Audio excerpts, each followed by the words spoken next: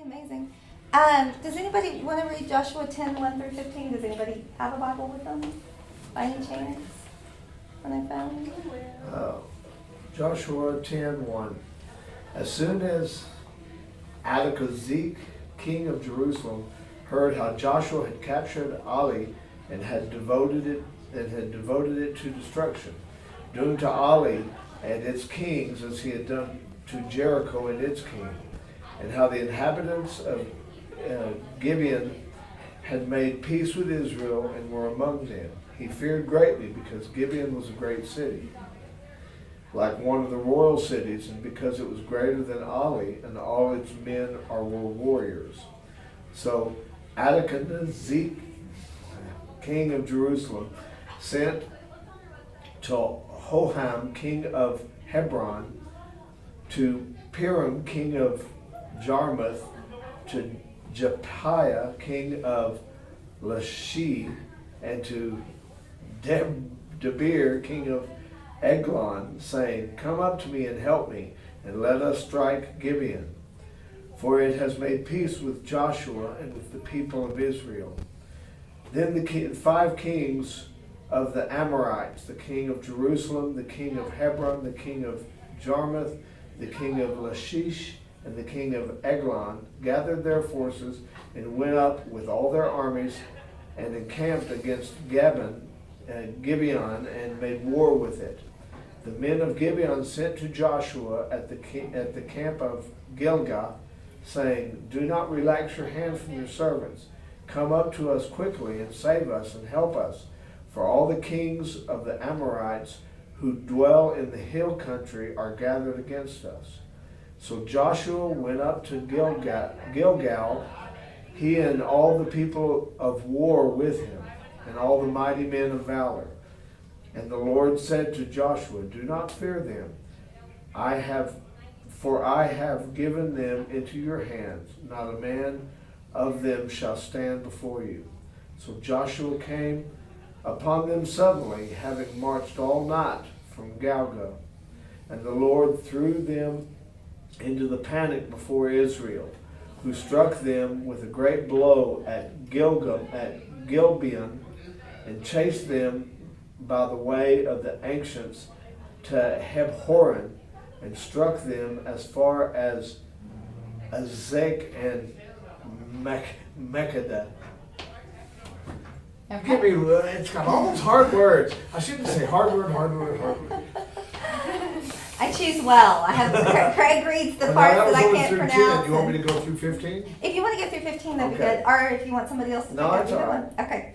Listen, that was through 10. And as they fled before Israel, while they were going down the ascent of Beth-horon, the Lord threw down large stones from heaven on them as far as Kei, and they died. There were more who died because of the hailstones than the sons of Israel killed with the sword. At the time Joshua spoke to the Lord in the day when the Lord gave the Amorites over to the sons of Israel, and he said in the sight of Israel, "Sun, stand still at Gibeon and moon and the valley of Al-Jorel." And the sun stood still and the moon stopped until the nation took vengeance on their enemies. It is not written in the book of Jasher, "The sun stopped in the midst of heaven and did not hurry to set for about a whole day, and there has been no day like it before or since, when the Lord heeded the voice of a man, for the Lord fought with Israel." So Joshua returned, and all the Israelites with him, to the camp at Gilgal. Aaron wanted to share something real quick. So. Yeah, so when Jill told me that y'all have this class here of the meeting of theology and science, I was really excited because over time there's developed a sense of that there's really a dichotomy between the two, and it's a false dichotomy because you have the general revelation of nature and the special revelation of the Bible, two revelations from one author. whose character is such that he can't contradict himself. He can't lie. He's not the author of confusion, and he can't contradict himself. So the Bible and nature are in perfect agreement. But when we approach questions like this, and this is a challenging one from an astrophysical standpoint, we find things where sometimes it may appear that they're in conflict, but because science is man's attempt to understand the general revelation of nature, and theology is man's attempt to understand the special revelation of the Bible, science and theology can conflict. Nature and the Bible cannot conflict. So when science and theology are in conflict, what we have to assume is that there's something wrong with our understanding either of nature or the Bible or of both. And the other point that came to mind, and by the way, this is something that one of my favorite teachers, Hugh Ross, teaches a lot on. He founded Reasons to Believe, and their mission statement is developing new proofs for the reliability of Scripture and new evidence for the Christian faith. So, and he's a very, very diligent, very conservative in his approach to both the Bible and to science. But in any case, And he's an astrophysicist as well. He's a smart guy. yeah, Dr. Hugh Ross? Dr. Hugh Ross, yeah. Canada put him in charge of one of their royal observatories when he was 17 years old. So if that tells you something about what they thought of his abilities. But in any case, when God promises us that He's a rewarder of those who earnestly seek Him, and so when our motives are pure and we're seeking to resolve any of these apparent paradoxes or contradictions, if we're seeking to do that so we can lower other people's barriers to faith and have a more complete knowledge of the Lord, He promises to reward us. However, His thoughts are not our thoughts, and there are things that I'm confident that given unlimited time we still wouldn't be able to understand. But that's why we worship Him, because He is above us. He was here before us. He'll be here after we're gone from this earth, and so to think that we'll understand everything would be silly. But He does provide satisfying answers. So that's why I was so happy to hear that you'll have this class. And, So even when we're in heaven, we'll still be learning, I guess. I would certainly think so. Yeah. Scripture says that then we'll know even as we are known. Right now we see dimly through a glass, like in a mirror, Scripture says, but then we'll know even as we are known. But with an infinite God and infinite knowledge, we could expect that process to continue infinitely. So, The first time I ever heard that God and science or creation and theology could be married, was back in the 1980s. There was a Texas A&M professor, Bert Thompson, who kind of was trying to teach that there's a connection here. And I love this class because it finally, it's tying things together for me, and things make so much more sense, like the order of the universe and the balance of everything, than having to be a way over here or way over there in my thought. And it's a false choice. Yes, sir.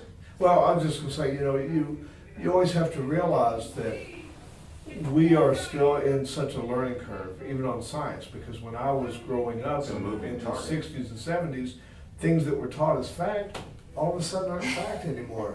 Now we know more, and it's like, oh, well, that really wasn't the way it happened. Now this is the way it happens. It's Like well, protons yeah. and neutrons and electrons But being these the are all smallest still particles. right. These are all still theories, because so much of what we take that we say that is taught as fact is still theoretical. It really hasn't been proven yet. It's our best guesstimate as how we think things are going to work. Right. Oh, I was going to let you know that I've done my own research over the last 4 years on some sciences that are not in the mainstream. reading things from, about Albert Einstein that had not made the press. Nikola Tesla, Max Planck, and some of those guys. And, the mainstream media made it, some sources made it sound like there was a conflict between like Nikola Tesla and Albert Einstein, when in reality there was none. Albert Einstein in his later years would embrace quantum mechanics, and that was never really reported. And embraced the fact that a beginning of a universe required a beginner. Unfortunately, he embraced, he rejected the idea of a personal God. He embraced the idea of an independently transcendental God, but rejected the idea that he was personal and knowable and cared about us. And what a tragedy, like you say, that he died without, as far as we know, without saving knowledge of Jesus. Right. I wonder if Nikola Tesla, did he accept a personal transcendent creator? Did you know if he did? No idea.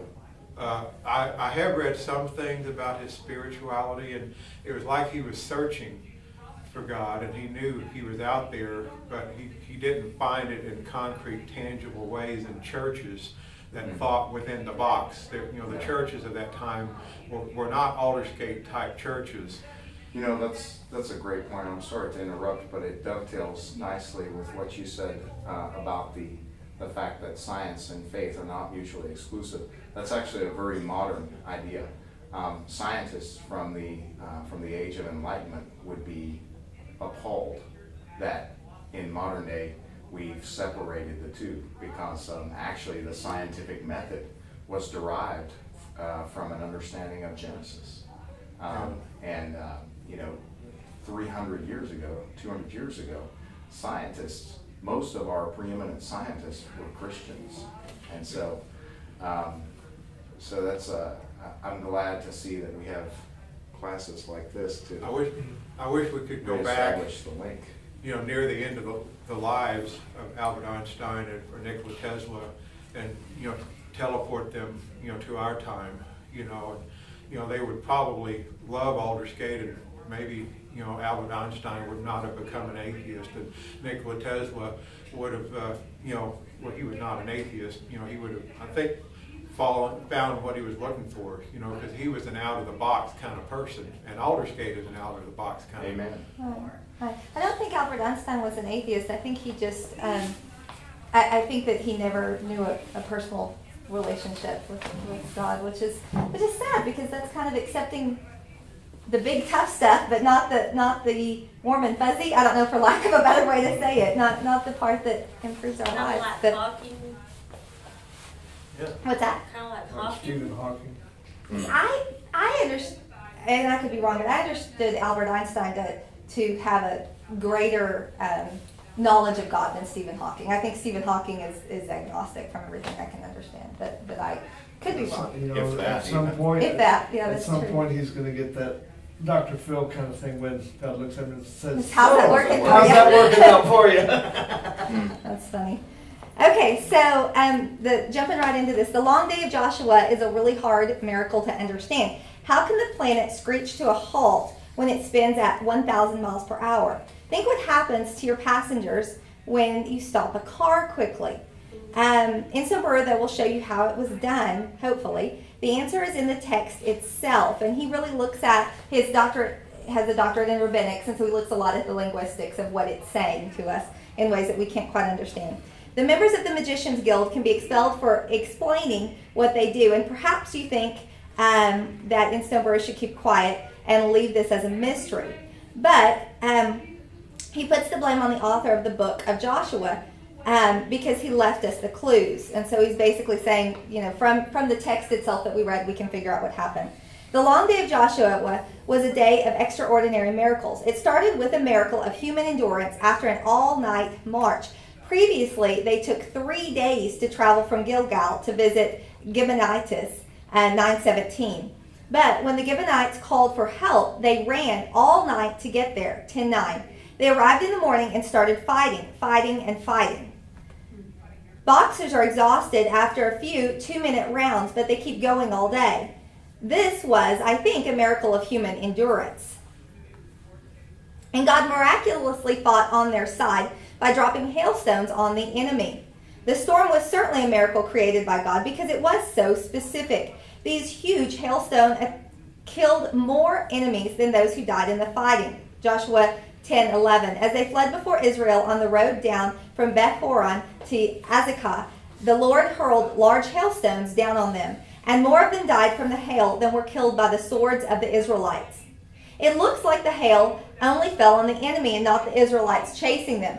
Wouldn't it be great if rain only fell on the ground ahead of you where you walked? It was like that on that day. The clouds dropped hailstones only ahead of them. And then Joshua asked for more time. Wasn't he exhausted?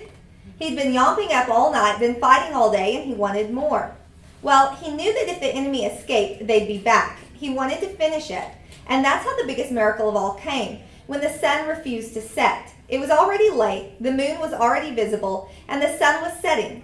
We get a very vivid picture of the situation from what Joshua said in verse 12. Sun, stand still over Gibeon, and you, moon, over the valley of Ajalon. They traveled from Gilgal in the east and arrived with the sun was behind them. It's always best to have the sun in your opponent's eyes, ask any tennis player. Later, the enemy ran away toward the sun, which was going down ahead of them. They ran toward the west, toward the mound of Gibeon, with the sun over it. Soon, the sun would set, and they'd get away. So Joshua needed more time. That's when Joshua asked the sun to stay over Gibeon, in other words, not set. And it didn't. How long didn't it set? Was it 24 hours? Well, that's what the text suggests. Joshua 10:13. So the sun stood still and the moon stopped, till the nation avenged itself on its enemies, as it is written in the book of Jeshar. The sun stopped in the middle of the sky and delayed going down about a full day. This is where we find the biggest problems in the text. How could anyone know how long? They didn't have a watch. Even a sundial wouldn't work. So how can they know that it was a whole day? Some days move more slowly and some move fast. How did they measure this one? And most translations add about a whole day because no one could know. The sun stopped in the middle of the sky. Hang on, it was already setting. We've been told that the moon was out and the sun down over Gibeon. So we have to assume that this means up in the sky rather than in the middle. The sun stood still, but we know that the earth goes round the sun. I expect that Galileo had this verse thrown at him by the Inquisition. I don't know what he said, but this is what I'd say. This isn't scripture. All the problems occur in a quotation from the book of Jasher. We've no idea what this book was, but Jasher isn't a Bible author. No doubt the book and the author were famous when Joshua was written. So, to bolster the facts, they quoted from a source everyone respected. It's like saying, I'm right. You can check me on Wikipedia. Except we know that Wikipedia is occasionally wrong. It's written by humans. And so was the book of Jasher. However, he was respected at the time. He thought that the sun was in the middle of the sky and that it stayed there for a full day, and that it normally traveled around the earth each day.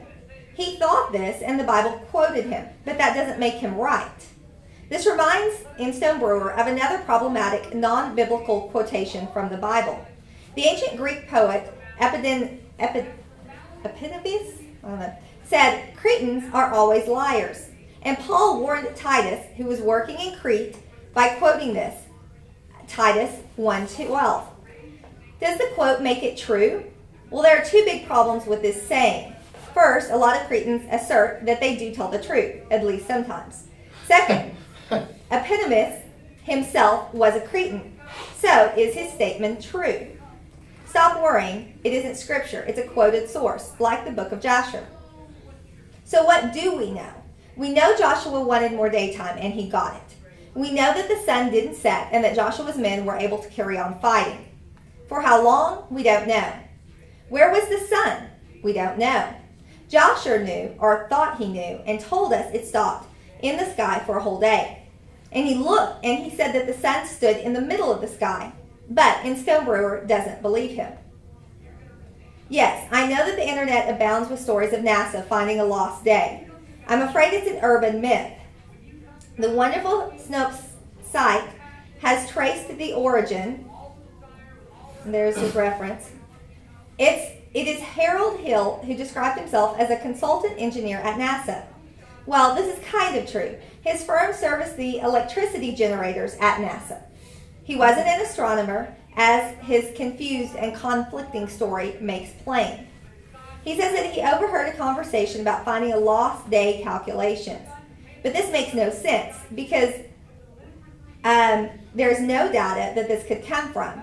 Accidental astronomical observations are dated by rewinding star movements. So we can't use them to reassess the dates made by the same method. We need ancient observation by Doctor Who, which he could date accurately. But unfortunately, Doctor Who won't lend us his time machine to get this data.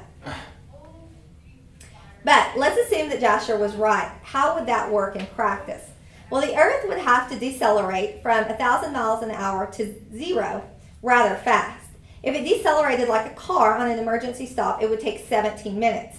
And everyone would be thrown into the air till a tree or mountain stopped them. Though many trees and mountains would still be flying through the air. Remember, the more massive they are, the more momentum that they have. And that's why a cricket ball makes a bigger dent in your head than a tennis ball. So rocks would fly further than humans if the Earth screeches to a halt.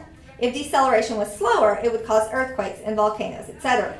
In other words, God would be trashing his planet simply to make more light. And yes, God can do anything, but we always see him working with his creation. He speeds up creation when he heals someone or grows a plant to shade Jonah. He magnifies creation when he sends plagues on Egypt or a flood in Noah's day. He uses miraculous timing when he burns Elijah's offering with lightning. He sends angels to give messages or pull Lot's family out of Sodom. Okay, we don't know how God does every miracle, but he doesn't break creation. And stopping the earth would be really out of character for the God of the Bible. I'm not saying that he can't do it, but Instone Brewer is suspicious. And the Bible doesn't say it. The book of Jasher is selling us this story, and Instone Brewer is not buying it. The biblical text tells us a story which fits perfectly with the God of the Bible. And the book of Joshua gives us clues about how it happened. And these are consistent with how the Bible is written. It often gives such clues. Think of the questions we ask ourselves. How did Abraham or Moses hear God? When you pray for guidance, do you hear God's voice telling you the answer? We aren't usually told how it worked, but we know how God spoke to Joshua. Joshua 5:13. Now when Joshua was near Jericho, he looked up and saw a man standing in front of him with a drawn sword in his hand. Joshua went up to him and asked, "Are you for us or for our enemies?" "Neither," he replied. That's interesting, isn't it? "But as commander of the army of the Lord, I have now come." Then Joshua fell face down on the ground in reverence, and he asked him, "What message does my Lord have for his servant?" God sent Joshua an angel looking like an ordinary soldier with a drawn sword. And Joshua asked him which side he was on before he attacked him. So on the occasion when we know how Joshua knew what God wanted him to do. Good thing, too. Imagine if it came from an inner prompting to Joshua. Well, I think the Lord's telling me that we should march around Jericho, and on the seventh day, we should all shout and blow trumpets at them. You sure, Joshua? Or how did the Jordan stop flowing when the priest's toes touched the water? Remarkably, in this case, the reader is told exactly how the miracle happened. Joshua 3:15, as soon as the priests who carried the ark reached the Jordan and their feet touched the water's edge, the water from upstream stopped flowing. It piled up in a heap a great distance away at a town called Adam in the vicinity of Zarethan, while the water was flowing down to the Sea of Ephra. That is the Dead Sea, was completely cut off. So the people crossed over opposite Jericho. Okay, you don't get it, but you aren't the first readers. They understood it because they knew that the Jordan was like at the point where the waters stopped. The text says that the waters stopped flowing at Adam, 18 miles north of Jericho, which means they couldn't see it, so someone must have gone to find out. Near the town of Adam, the Jordan bends around a steep slope of loose mud, and every now and then a section of the steep bank breaks down and dams the river. Then, after several hours, the water breaks through and it pushes the mud aside. Geophysicist Amos Nur of Stanford University studied earthquakes in this area. He wrote in the Stanford Observer, November 1988, page 5, and then there's the reference. And this is on his site online if y'all want to look it up, and I can give you all that. I didn't have Raquel do handouts. I apologize. I'll have them for you next week. Today, Adam, is Demia, the site of the 1927 mudslides that cut off the flow of the Jordan. Such cutoffs, typically lasting 1 to 2 days, have been recorded in AD 1906, 1834, 1546, 1267, and 1160. The 1267 CE mudslide was recorded by Arab historian Noreri. He writes that a large mound on the west side of the Jordan at Demira fell in the river, damming it up. No water flowed south from Demia for 16 hours. In the 1927 quake, a section of cliff 150 feet high collapsed into the Jordan near the ford of Demia, blocking the river for some 21 hours. The original readers of Joshua knew what the riverbank was like there. So when they read that the water stopped up at Adam, they would have known how it happened. This didn't make it any less miraculous for them because this event was rare, and it happened exactly when the priests were about to walk into the water. This was more than a coincidence because it had been predicted by Joshua. And they didn't hang around waiting for it to happen. They walked forward. Now, the readers of Joshua knew earthquakes brought down the walls of Jericho, and this was an earthquake area. As modern geologists, like ancient locals, know well. Archaeologists know that other walls had fallen in earthquakes centuries earlier, but they haven't yet found any walls that fell during Joshua's time. They probably won't because it wasn't rebuilt until centuries later. So the evidence wasn't preserved by burial. Wind and erosion destroyed it. Still, we know that this kind of thing happened during earthquake periods, when the plates that create the Jordan Dead Sea Rift Valley shift periodically. The original readers realized these hints, and that it was an earthquake period. So earth tremors had dammed up the Jordan and brought down Jericho's walls. Remember, the text doesn't say that it was the noise that brought the walls down. It just says what parents tell teenagers to make them turn their music down. It says that the wall fell when they shouted, not because of the noise. The trumpet sounded, the army shouted, and the sound of the trumpet, when the men gave a loud shout, the wall collapsed. The whole point of making this noise was to show who was in charge. The walls fell down exactly when God said he's in charge of earthquakes. This wasn't a natural disaster. It was predicted by God. It was a miracle. Okay, so the Bible, and especially Joshua, does help us understand how God works. So how did God make the day last longer without the earth screeching to a halt? Before I tell you Instone Brewer's story, let me tell you about a holiday or a vacation that he had in California. His whole family drove around the state in an RV the size of a large truck.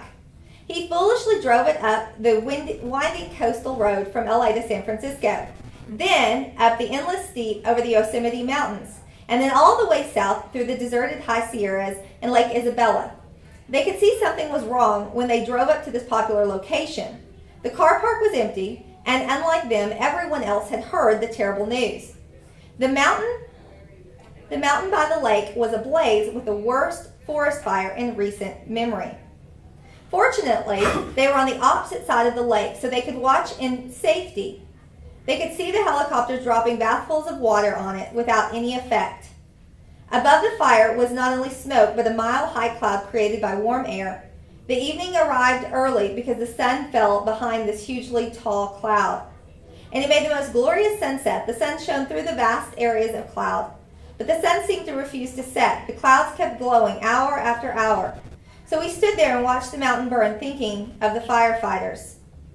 Much later, Instone Brewer figured out why the evening had lasted so long. Partly, of course, just because it felt like a long time, but it really did last for many more hours, and it wasn't just that the sunset started earlier than it should have. The clouds were still bathing us in red light long after the sun had actually set, because the light shone onto the top of the clouds from below the horizon. Sunset is when the sun falls below the horizon. Unless you are high up on a tower, then you can peep a little over the horizon and see it a little longer. Now imagine sitting on the top of a high cloud. You can see the sun much longer. The sunlight was lighting the cloud long after it dipped down over the horizon. So for ages after our sunset, we were still getting sunlight through that cloud. Okay, now let's go back to Joshua. No, there wasn't a forest fire. Perhaps part of the town was on fire, but that wouldn't do much. However, we do know that there were some hugely tall clouds that day. Hailstones are only made in very tall clouds. Bigger stones need taller clouds. So the hailstones that day were very big, so these clouds were very tall indeed. And where were they? They were on the west, where the sun was setting. The hail fell on the enemy in the west, while the Israelites chased them from the east. So we have a situation rather like the one that in Stoneborough's family experienced. Huge, abnormal clouds reaching much higher than normal clouds in the west. So evening started early when the sun goes behind the cloud, and it lasted longer.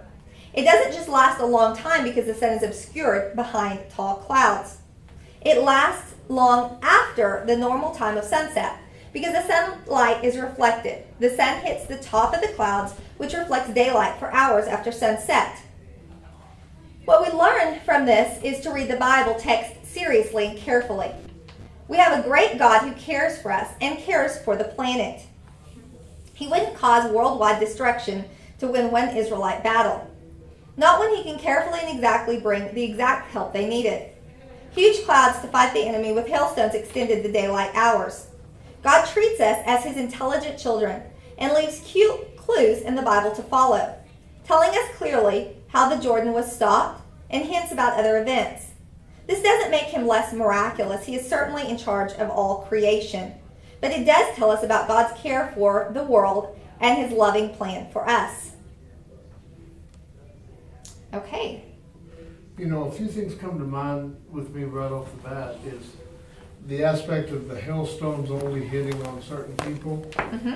That's not unusual at all for West Texas though. Well, I guess I mean, that's true. I've seen it storm, Mm-hmm. pouring down rain across the street from Right. my house, and I'm getting nothing. Mhm. So that kind of thing happens frequently around here. That's true. That's true. We do have areas where it'll rain in one part. My dad lives on the opposite side of town from me, and he'll say, "Is it raining there?" And I'll go, "No rain," No but rain he'll get there, a bunch and of it's rain. pouring over there. That's yeah. true. So that's not unusual at all. That's true. I think the timing of it is what's amazing, and I think that's where I see miracles in my own life. Is the timing of things being so perfect that it couldn't be explained any other way. Kind of like the fog at Normandy. I mean, yes, fog happens, but really, I mean, the timing of it is just remarkable. And so, you know, it's things like that to me are divine and providential, very much so. What they always say, God's timing is perfect. Mm-hmm.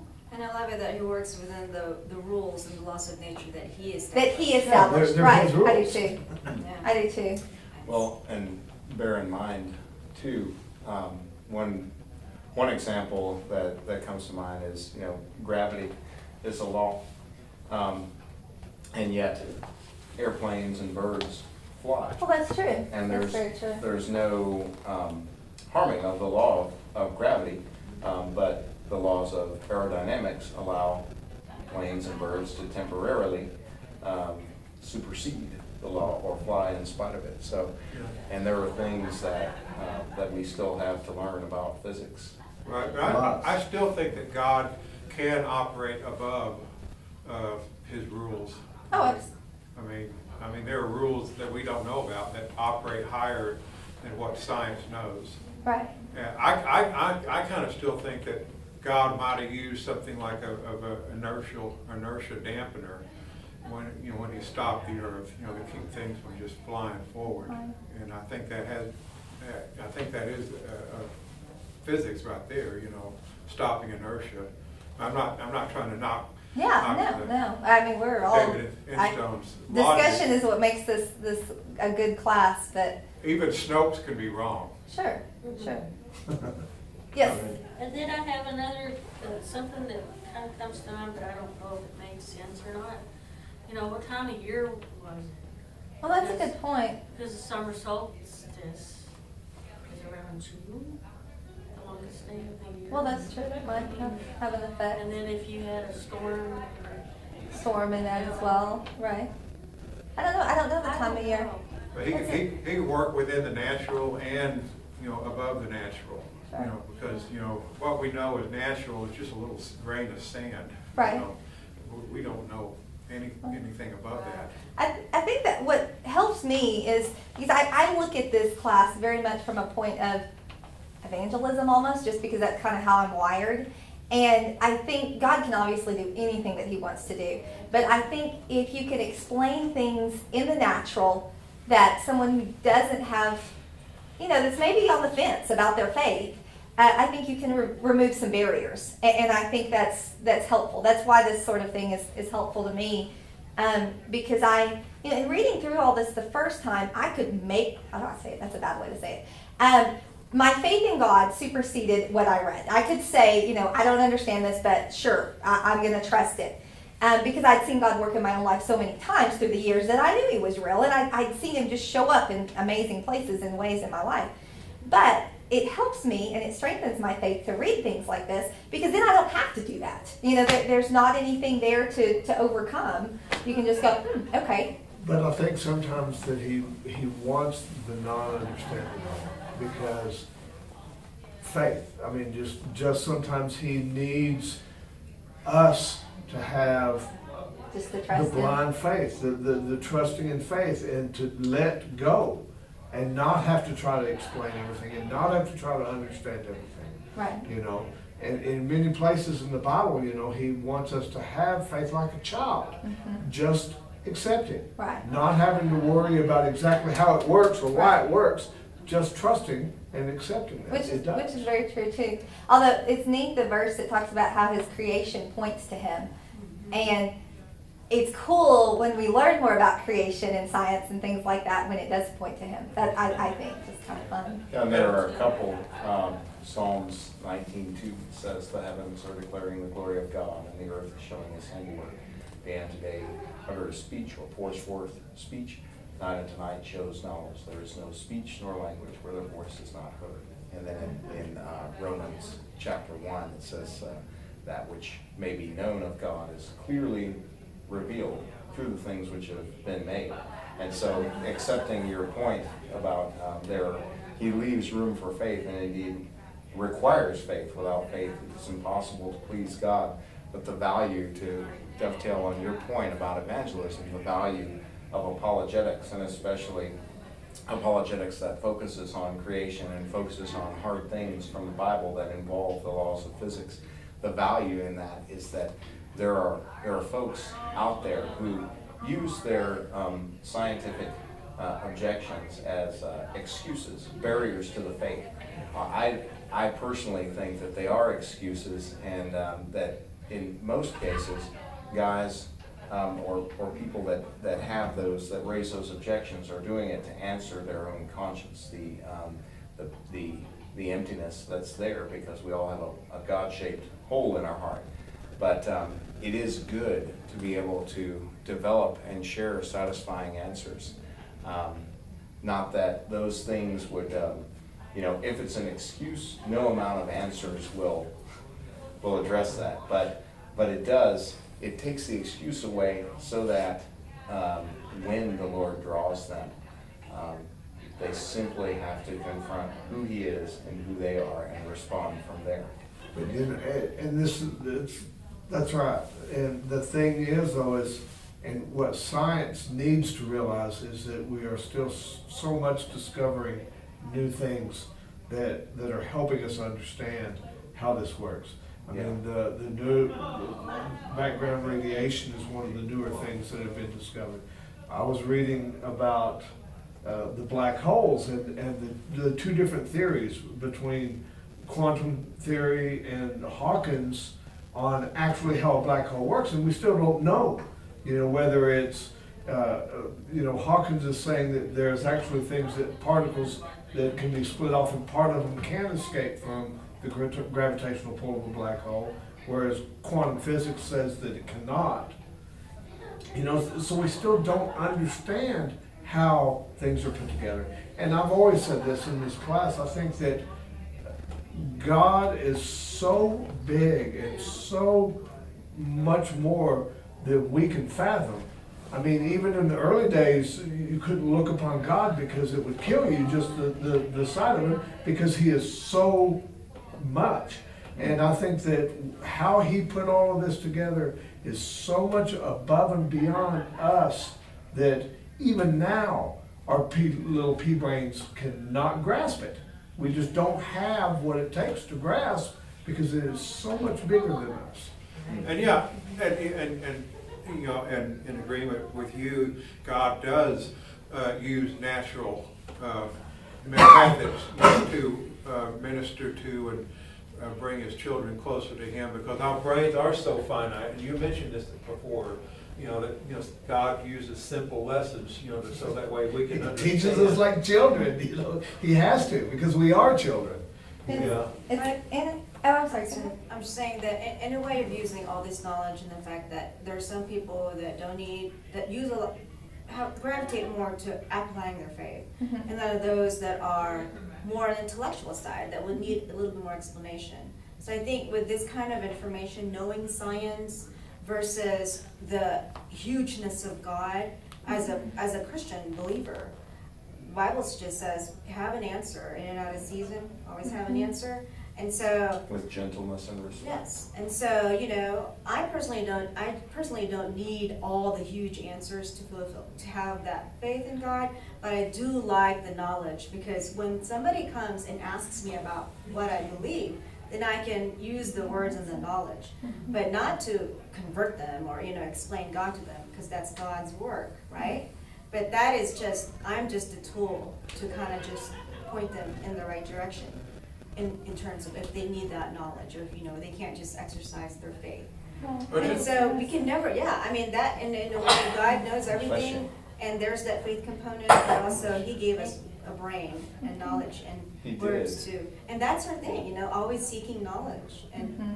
you know, so to me, it's quite exciting that we can apply. We can learn this and study this, and that's great, and we can also have the faith knowing that we'll never learn everything. And that's all good. I will say that gifted people like Nikola Tesla or Wilhelm Reich, what they've discovered in their later years had brought some persecution on themselves from conventional thinkers. And you read up on people like Wilhelm Reich, they had some of their books burned or taken away just because, you know, it was threatening the established order of things that some people were afraid to let go. And you know, I think, yeah, you know, Tesla and Reich had gentle spirits. You know, they weren't trying to proselytize anyone with what they discovered. And yet, it's a strange parallel that what, you know, what we do when we share, you know, faith of Jesus. We're not out there to convert them, but yet, you know, we could be persecuted, you know, for what we share. You know, people, you know, literally died in sharing the faith, and yet some of these really gifted scientists, well, you know, they challenged some of the conventional thinkers, you know, of classical mechanics, and they were afraid. The people who promoted the classical mechanics were afraid that it would destroy their world. In reality, I mean, you know, the classical mechanics was just a small subset of the greater quantum, and they were unwilling just to let go of that. And it's, you know, there are parallels. You know, God, you know, will meet us where we're at, and yeah, He uses natural things of the world to show us things, you know, that our mind might not be able to grasp. But for some people, you know, I think God has, you know, gifted some people more than others in other areas, and people like Tesla could think beyond, you know, traditional, conventional, classical mechanics and see things that, you know, 98% of, you know, most people can't see, and he wanted to share that with the world, and he got persecuted for it, and anyone who tried to do some of that kind of work after his time got persecuted for it. Some of them were nearly killed, like Henry Moray and Russell, and, you know, that 3-hour video that I sent. You know, that first 30 minutes chronicles some of these people that, you know, nearly lost their lives. And, well, of course, Reich's lab was, you know, his books were burned. You know, because his thing was a medical, he developed a wavelength technology where a certain wavelength can kill certain bacteria when set at the right frequency. And the pharmaceutical industry was like scared of that, because it would take away their profits. I know I just said a lot. I gave you all an earful, so my apologies. No worries. Go ahead. I just said no worries. Yeah. So to, I guess, piggyback on a couple of things that were said, you know, we have the hope and the aim of as we share our faith and share satisfying answers. You know, I love the comment that that the Lord created our intellect and gave it to us, and it's a gift. I mean, however much you have is a gift, and so when we do apply it, like in Stone Brewer and Tesla and others, He's a rewarder of those who earnestly seek Him, and if we'll deal honestly with our doubts and objections to faith that we have, and truly apply that intellect, you know, the satisfying answers are there. Not taking away from the fact that, you know, this side of eternity we don't know everything. We know in part and see in part, but as much as we want to, he says, hey, yeah, come on, bring it, bring your Newtonian physics, bring quantum physics, bring math, and I'll reveal myself to you in the equations of physics. I'll reveal myself to you in astrophysics. I'll reveal myself to you in equations of math. Wherever you look, He's there in subatomic particles, you know, in the fine-tunedness of the universe. And so however far we want to go, he meets us there, and then moves the bar.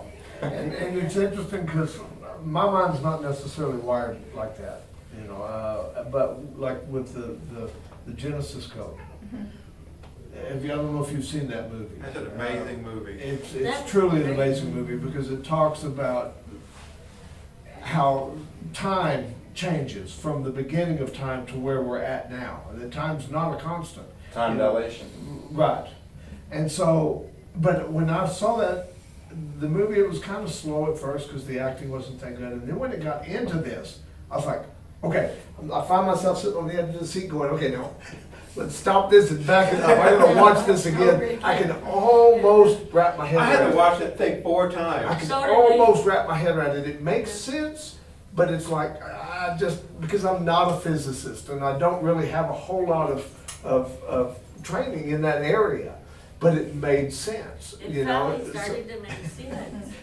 But- That brings together the pieces of the puzzle. Different people have different gifts, you know, like you have said, and some people are more gifted towards that. Some people are more gifted in how they deal with people. Some people, and not with me, I've always considered myself kind of a seed planter because I can't be around to watch it grow, and I'm not necessarily the person that waters it, but I do like planting some seeds. And I think that's a good point with, you know, planting seeds, how you see God in creation. Like, I travel and I see all these beautiful sights. My first thought is, God is so awesome. He created this. And then when I listen to music, I see God in just the way God gave man the wisdom and the just creativity. And then in the gardening, you know, it just boggles my mind because I grew up in the city and I plant this little pot and there's a tomato. I'm like, whoa, God, it's, you know, so where does your mind go?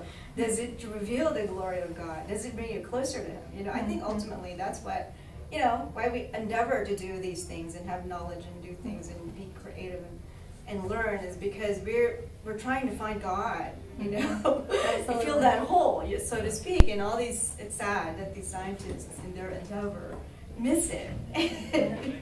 They replace it. They replace it. Oh yeah. But that's back to that Dr. Phil, so how's that working out for you, you know? And on that, we should probably close because I know church is about to start. Does anybody want to close us in prayer? Trinity, you want? Oh, okay.